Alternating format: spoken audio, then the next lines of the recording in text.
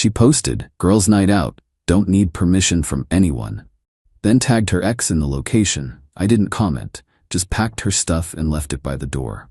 She came home to change locks and 15 missed calls from her friends, asking, what happened? I, 32 male, had been with Andrea, 29, for 4 years. We'd been living together for 2. I thought we were solid. Turns out I was just solid at paying most of the rent. Last Friday started like any other day. Andrea kissed me goodbye, said she was doing a girls' night with her coworkers. Cool. I had plans to game with the boys anyway. Around 10 p.m., I mid-match when my phone buzzes. It's my buddy Keith sending me a screenshot from Instagram. Andrea's post, "Girls' night out, don't need permission from anyone. Living my best life." The kicker, she'd tagged her location at Vesper, this upscale cocktail bar downtown. And in the tags, her ex, Gerald. The same Gerald she swore she hadn't talked to in years. The same Gerald whose DMs she said were just him being pathetic. I stared at my screen for a good minute. My character got sniped. I didn't care. See, here's the thing about modern relationships. Social media tells you everything if you pay attention. And Andrea? She just told me everything I needed to know. I didn't comment, didn't like, didn't text her. I just sat there, controller in my lap, and made a decision. "Yo, you good?" Keith's voice came through the headset. "Yeah," I said. "Actually, you still have that truck?" An hour later, Keith and 2 other buddies were at my apartment. We worked quietly, methodically. 4 years of a relationship started getting sorted. It wasn't about packing everything, not yet. It was about separation. Her clothes from my side of the closet, her books from my nightstand, that stupid crystal collection she insisted brought good energy to our space. We created a mountain of her stuff in the corner of the living room.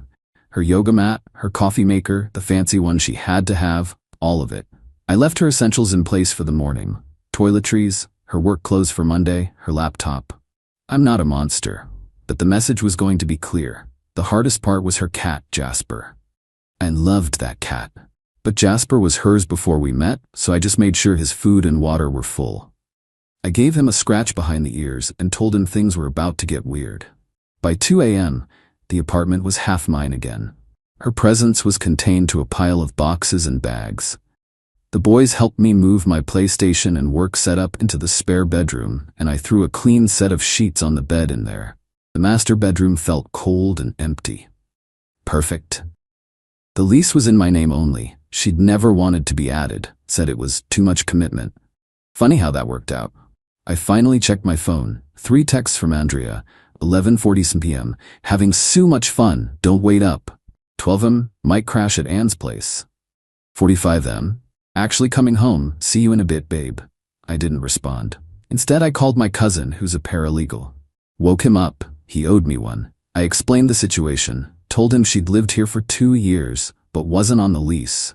Don't change the locks, not yet, he warned. That's an illegal eviction. You'll be in a world of shit. She has tenants' rights. You need to give her formal notice. 30 days is the standard. So I typed up a formal, legally sound notice to vacate, citing the end of our verbal month-to-month tenancy. Then I typed up a second, simpler note. Andrea, your things have been gathered. As we are no longer in a relationship, I am formally ending our tenancy agreement. A legal 30-day notice to vacate is on the counter. Your last month's portion of rent, $900, is in the envelope with it.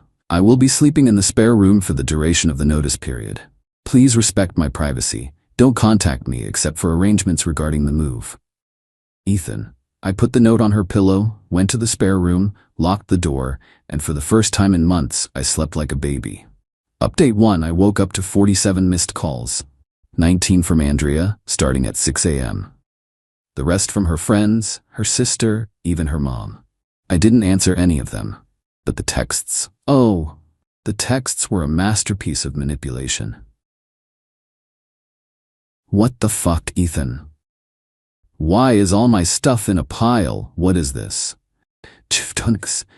I can explain about last night. It's not what you think. Gerald was there with a group. I didn't even talk to him. I'm calling the police. You've lost your mind. My friends think you're psychotic. I never cheated on you. How dare you? Please, can we just talk? 7:30 a.m. I live here. You can't just kick me out. You're throwing away 4 years over nothing. Then came the social media assault. She went nuclear. Posted a crying selfie with mascara running down her face. Caption: when you think you know someone woke up to this. Kicked out for going out with friends. Narcissistic abuse is real. Her army mobilized immediately. My Instagram, Facebook, even my LinkedIn started getting bombarded. Her best friend Anne sent me a novel about how I was controlling and abusive. Her sister called me a pathetic man-child who can't handle a strong, independent woman. Here's where it gets interesting, though. I didn't need to respond, because Andrea, in her infinite wisdom, had posted that original Instagram story, the one where she tagged Gerald, at the location, with the caption about not needing permission. My boy Keith, absolute legend. He'd screenshotted everything. Her post, her tags, even Gerald's story from the same night showing them doing shots together. His caption, reconnecting with my better half. But I still didn't post anything. Didn't defend myself. Just watched the show.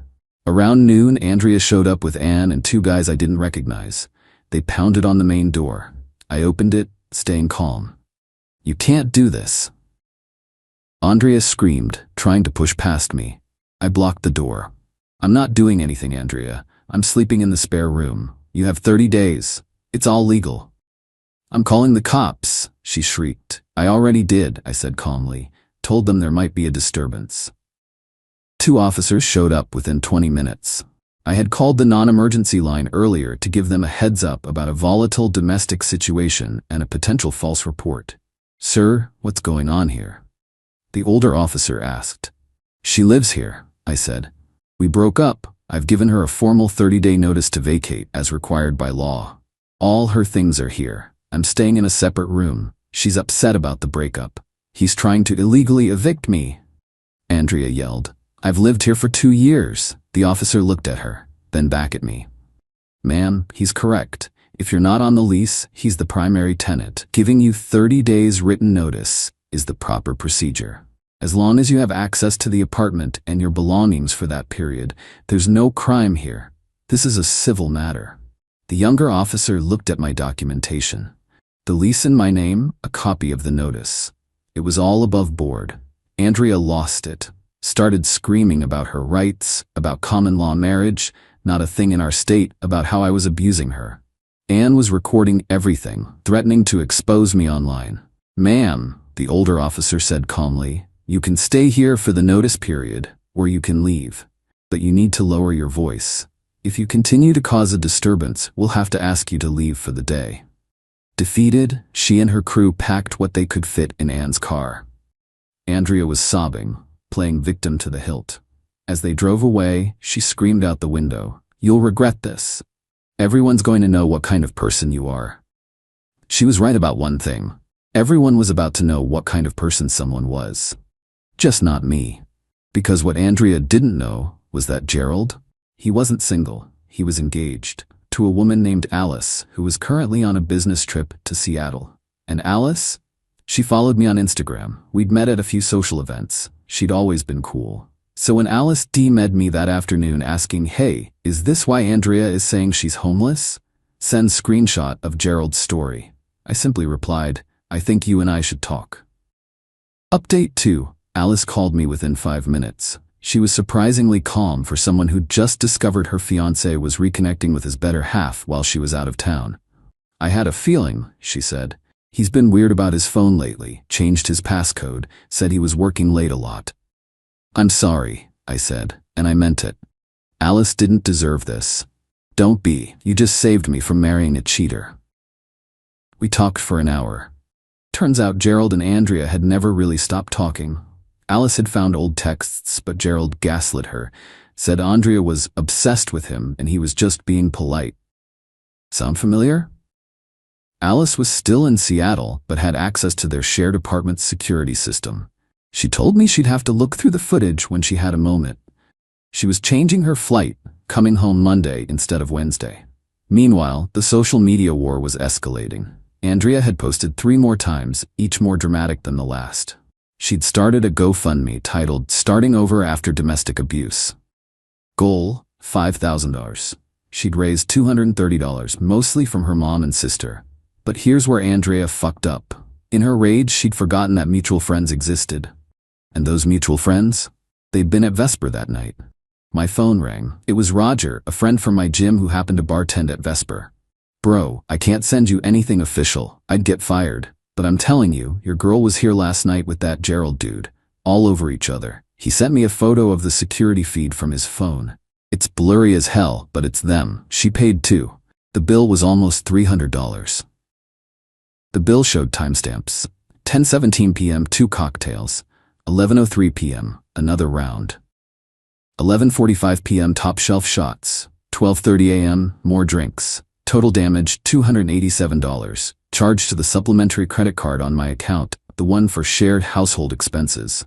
I still didn't post anything. Didn't need to. Because Alice was about to go scorched earth.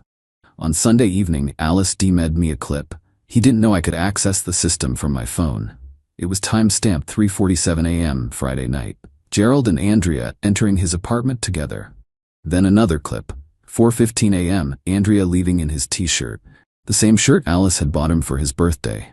Then Sunday night, Alice posted a simple photo on Instagram. Her and Gerald smiling at their engagement party. Caption: interesting Friday night you had at Gerald Colson. Thanks for showing me who you really are. Wedding's off. P.S. at Andrea Michelle B. He's all yours, hun. Good luck with that. You two deserve each other. She tagged everyone. Gerald's mom, his boss, their entire friend group. Then she posted the security footage in her stories. All of it. The narrative flipped, not in seconds, but over the next few hours, it was a tidal wave.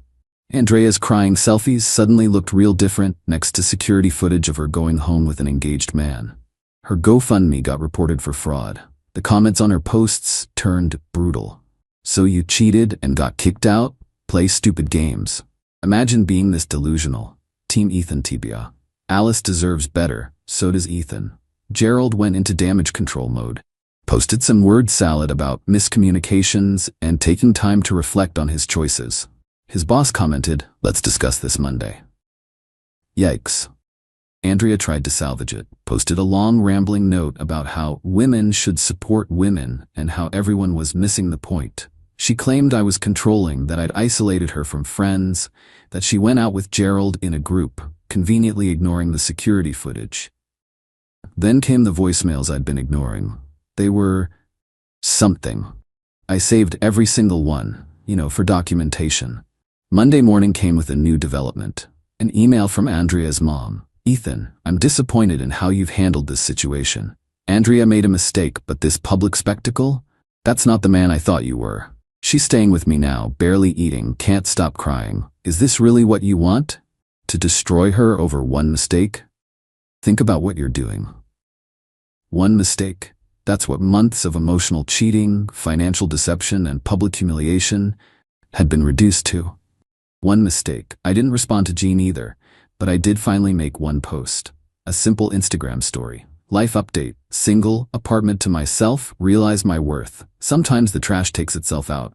Also, if anyone wants to grab drinks at Vesper, I hear they make great cocktails. First round's on me. Petty? Maybe? Satisfying? Absolutely. But the real satisfaction came Tuesday afternoon. A text from an unknown number. "This is Alice. Gerald is moved out. Found out he's been texting 3 other girls. Andrea can have him. Thanks for having the guts to do what I couldn't. Drinks sometime?" "First round's on me," I replied. Update 3. It's been 3 weeks now. Thought I'd give a final update since my inbox is flooded with people asking what happened. Andrea came to collect the rest of her stuff exactly on day 29 of the notice period. She brought a whole crew. Her mom, sister, Anne, and 2 guys who kept mean mugging me from the hallway. I had Keith and my cousin there, plus I was recording everything on my phone, just in case. She was different, hollow. The bravado was gone, replaced by this weird mix of anger and desperation. She tried to take things that weren't hers. The TV we bought together, I had the receipt showing I paid, kitchen stuff, even tried to grab my PlayStation. "That's not yours," I said calmly each time. "We bought it together. Receipt says otherwise." Her mom tried the guilt trip one more time. "Ethan, you two could work this out. Andrea's learned her lesson. Haven't you, honey?" Andrea nodded eagerly. "I fucked up. I know. But we had 4 years. We did, I said. And you threw it away for some shots in your ex. It wasn't like that. The security footage suggests otherwise. That shut everyone up. They finished packing in silence. I changed the locks the hour after she left.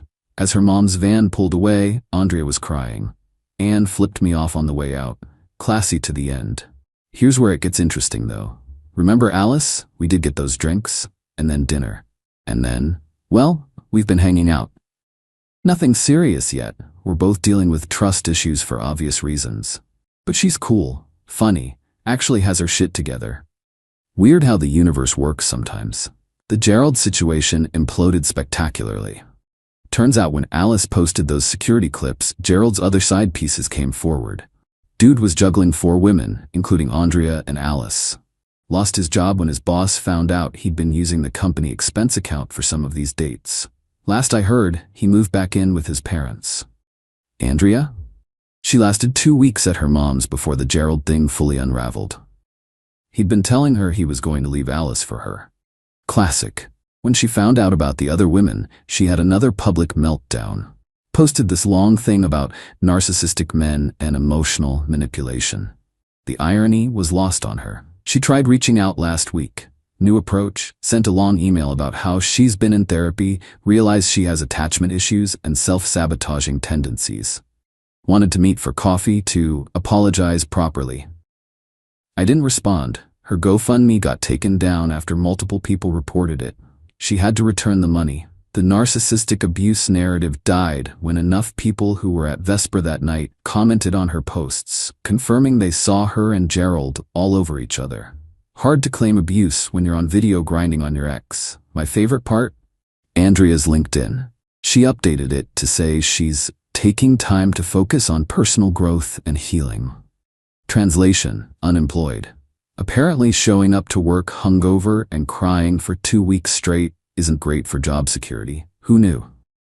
Meanwhile, I'm thriving. Apartment feels like mine again. Been hitting the gym consistently.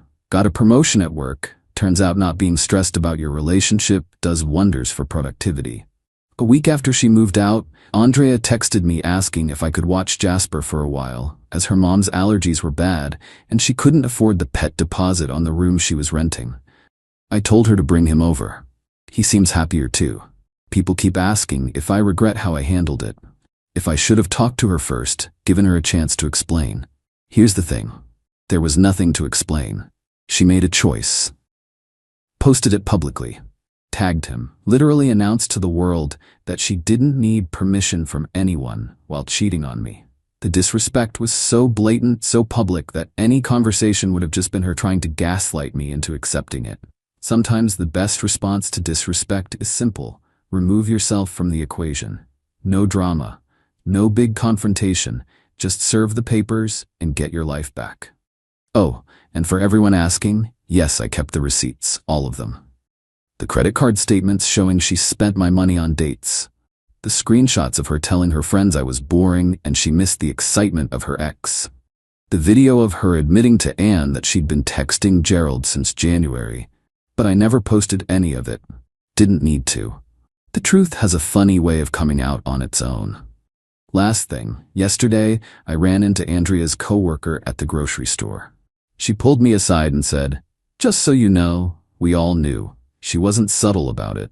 We tried to tell her she was being stupid, but she shrugged. Some people have to learn the hard way. Yeah, they do. Anyway, that's the update. Life's good, apartment's clean, Jasper's happy, and I can watch whatever I want on TV without someone complaining that true crime documentaries are too depressing. To everyone in similar situations, trust your gut. Know your rights. Don't let anyone gaslight you into thinking you're crazy for having boundaries. And remember, when someone shows you who they are, believe them the first time. Peace out.